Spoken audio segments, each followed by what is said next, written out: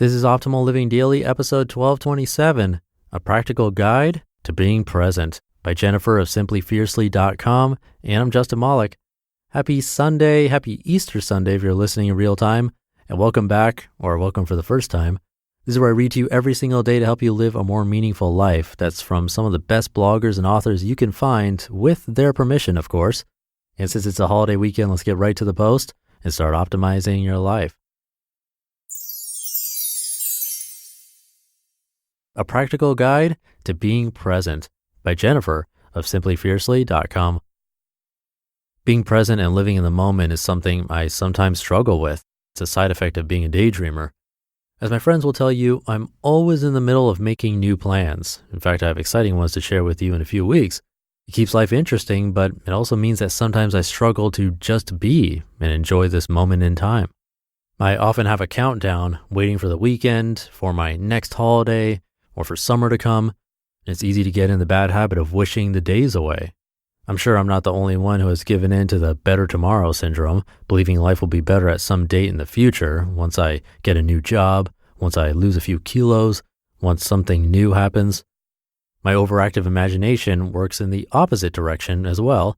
Sometimes when I think about my future, instead of daydreaming about a better tomorrow, I get caught up imagining worst case scenarios and inventing situations to worry about. I'm capable of making things in my head look much worse than they really are. Hands up if you've ever spent a Sunday bummed out because you're worried about what Monday morning will be like. In either case, the problem is my thoughts are robbing me of the joy of today. Nothing in the future is ever certain, but I am in control of how I feel right now at this moment. If you catch yourself wishing away your days or worrying too much about tomorrow, try one of these practical tips to help you live in the moment and ground yourself in the magic of today. Get physical. Often when I find myself caught up in my head, the best way to break free is to find ways to physically connect myself to the present moment. I think that focusing on my sense of touch pulls me out of my mind, helps me let go of thoughts, and allows me to simply be in a quiet moment. Here are a few simple physical activities to try. Press your palms together. Sip on a hot or cold drink. Get a massage or simply rub your temples. Take off your shoes and be barefoot. During your chosen activity, close your eyes, focus on the feeling of your skin and your muscles, the weight of your body, and take a few deep breaths. I find this tip especially useful when I'm worrying about the future. By focusing on my body, I'm reminded that right now, at this moment, I'm here and everything is okay. Try a meditation app. I know a lot of people are skeptical about meditation, and for a long time I was too. There are a lot of preconceptions about what meditation is, and it can feel really strange or even intimidating at first. Plus, it's difficult to know where to start. If this is how you feel, I highly suggest downloading a meditation app. I started learning about meditation by using the Headspace app. Although I'm still working on establishing a regular meditation routine, I've already noticed a distinct change in my thinking. After meditating, I feel like I've completely emptied my brain and I have a clean slate ready to be filled by new thoughts of my own choosing. Find time to do something you love. Have you ever lost track of time? It happens when you're doing something you really enjoy. You get in the zone and you lose focus of everything but the task in front of you. In other words, your attention is devoted to what you're doing now instead of somewhere in the past or future.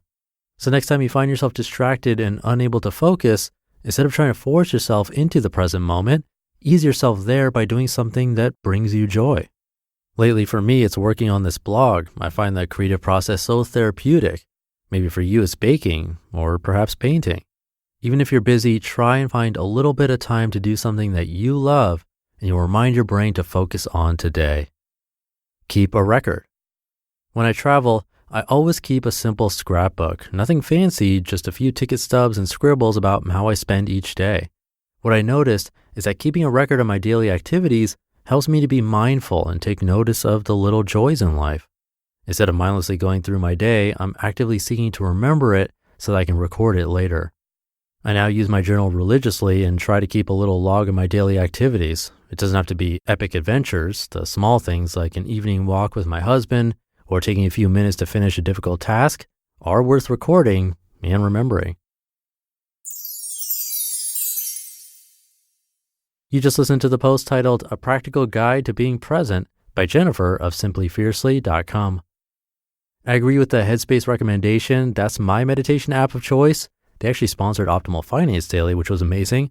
So you can actually unlock the entire Headspace library for free for 30 days. That's at headspace.com/OFD.